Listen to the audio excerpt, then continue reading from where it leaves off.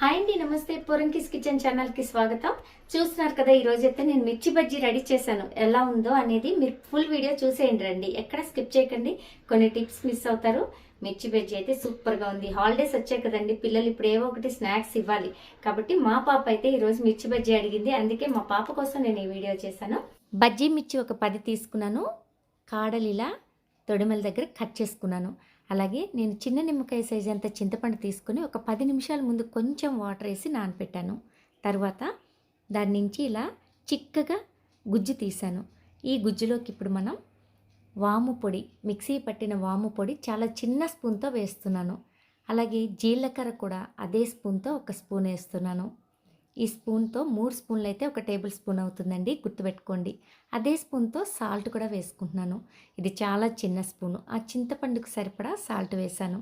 అలాగే ఒక table spoon శనగపిండి కూడా వేసుకొని గట్టిగా కలుపుకోవాలి. మనం మిర్చి మధ్యలో స్టఫ్ చేయడానికి అనమాట ఇది. ఈ స్టఫింగే బజ్జీకి చాలా టేస్ట్ని ఇస్తుంది. చాలా రుచిగా ఉంటాయి బజ్జీలు. బాగా ఇలా కలుపుకున్న తర్వాత దీన్ని ఒక పక్కకి పెట్టుకోవాలి.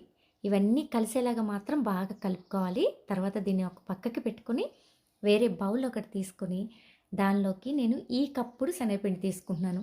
10 బజ్జీ మిర్చి కోసం నేను ఈ కప్పుడు శనగపిండి తీసుకుంటున్నానండి, సరిపోతుంది.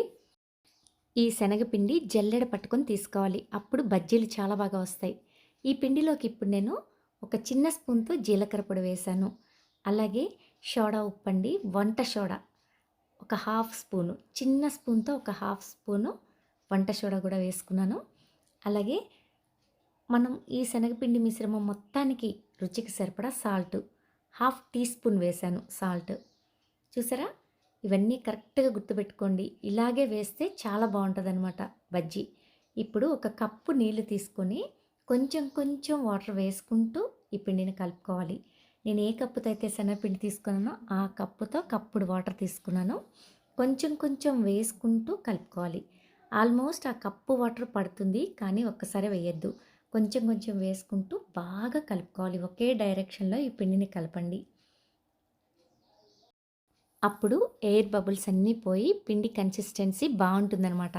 అయితే మీరు ఇక్కడ ఒక విషయం గుర్తుపెట్టుకోవాలి. బజ్జీల పిండి ఎక్కువ ఉండాలి అంటే పచ్చిమిర్చి చుట్టూ పిండి క్వాంటిటీ ఎక్కువ ఉండాలనుకుంటే తిక్కుగా కలుపుకోండి పిండిని. పల్చగా వస్తే చాలు మిర్చి పైన అనుకుంటే కనుక కొంచెం పల్చగా కలుపుకోవాలి. ఇప్పుడు నేను కలుపుతున్నది అదేనండి. నాకు మిర్చి పైన పల్చని లేయర్ వస్తే చాలు, అందుకని నేను ఇలా కలుపుకున్నాను. మీకు తిక్కుగా పిండి కావాలంటే కొంచెం తిక్కుగా కలుపుకోండి. ఇప్పుడు పచ్చిమిర్చి తీసుకొని చివర్లో కొంచెం కట్ చేసి మధ్యలో చాకుతో ఇట్లా ఘాటు పెట్టాలి. పెట్టి ఇష్టమైన వాళ్ళు ఆ గింజలు ఉంచేసుకోండి. స్పైసీగా ఉన్నా పర్వాలేదు, కారం తింటాము అనుకునే వాళ్ళు ఆ గింజలు ఉంచేసుకోండి. నేను మా పాప కోసం చేస్తున్నాను, మా పాపకి చాలా ఇష్టం అండి.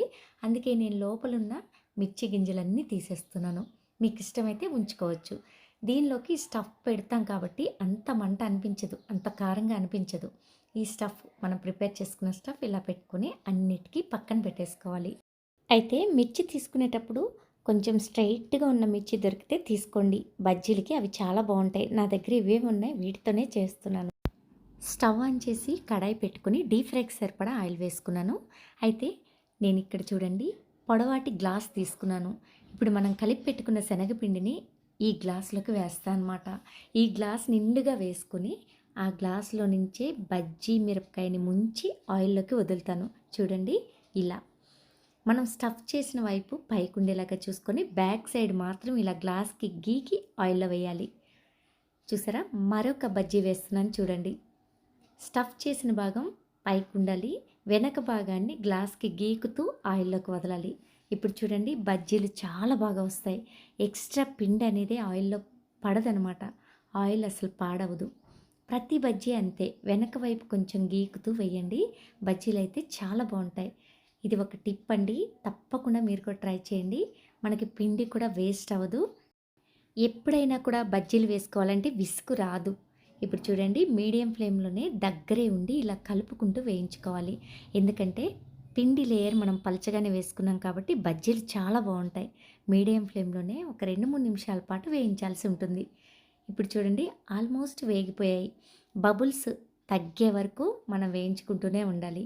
ఇంకొక 10 సెకండ్స్ అయితే సరిపోతుంది. కలర్ అయితే బ్రహ్మాండంగా వచ్చింది కదా! ఇప్పుడు మనం తీసేసుకోవచ్చు ఇంకా.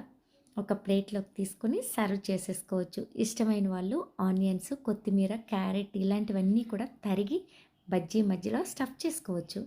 ఇప్పుడైతే నేను తీసేస్తున్నాను చూడండి. ఇలా ప్రిపేర్ చేసిన బజ్జీలు చారు, పప్పుచారు అలా పెట్టుకున్నప్పుడు రైస్లోకి బాగుంటాయి. పిల్లలైతే ఒట్టి బజ్జీలే విత్ మిర్చి తినేస్తారండి. మిర్చితో పాటే తినేస్తారు.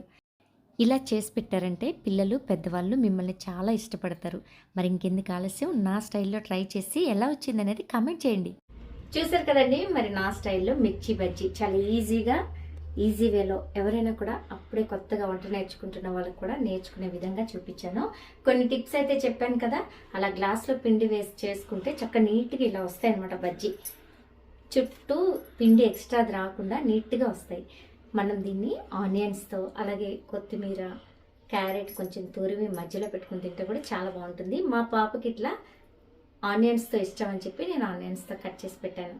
ఈ వీడియో కనుక మీకు నచ్చితే పోరంకిస్ కిచెన్ ఛానల్ని సబ్స్క్రైబ్ చేయండి. Thank you.